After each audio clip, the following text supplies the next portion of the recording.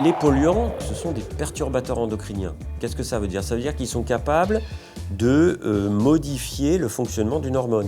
Une hormone, c'est un signal chimique, alors ça agit comme une clé sur une serrure, ça va activer un récepteur et puis vous allez exprimer un comportement. Beaucoup de polluants ressemblent pas mal aux hormones naturelles dans leur structure.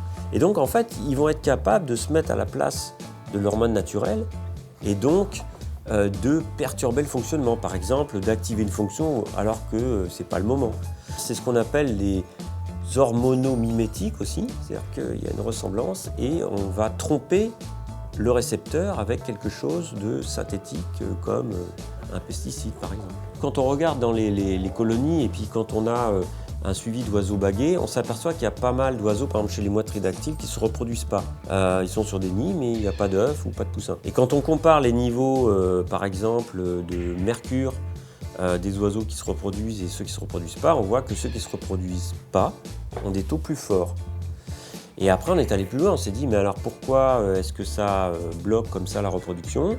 On s'est aperçu que le mercure, par exemple, il perturbait de façon assez importante l'hormone lutéinique. L'hormone lutéinique, c'est une hormone qui est très importante parce qu'elle permet de lancer tout le cycle reproducteur, le comportement de parade, le comportement de reproduction, la production de gamètes, etc.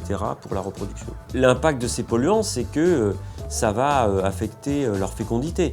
Moins de jeunes vont être reproduits, donc ça sur le long terme, ça peut faire baisser la population. Puis ça peut même agir sur les adultes directement, c'est-à-dire que les adultes qui sont très contaminés, il y a moins de chances de les revoir l'année suivante, donc il y a aussi un effet direct sur la mortalité des adultes. Alors comment on fait pour mesurer la contamination d'un oiseau marin? On va prendre un peu de sang ou une plume, on va ramener ça au laboratoire et puis on va ensuite chercher les molécules de pesticides, de composés industriels. C'est important de mesurer ces taux parce que ça nous permet de savoir à quel niveau de risque sont les oiseaux parce que ces polluants, ils ont des effets négatifs sur la reproduction, ils sont toxiques pour ces oiseaux.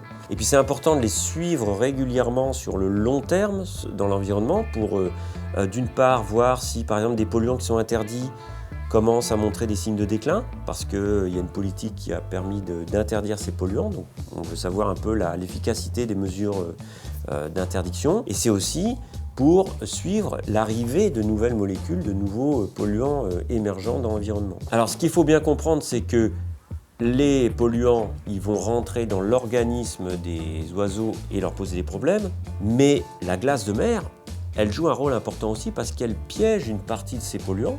Ils ne sont pas biodisponibles, c'est-à-dire qu'ils ne vont pas rentrer dans la chaîne alimentaire, le petit poisson jusqu'à l'oiseau marin. Et évidemment, avec ce changement climatique et cette réduction de la banquise, on peut imaginer, il y a des modèles qui prédisent ça, que certaines molécules pourtant interdites depuis longtemps et qui montraient des signes de déclin puissent faire des retours importants et reposer problème.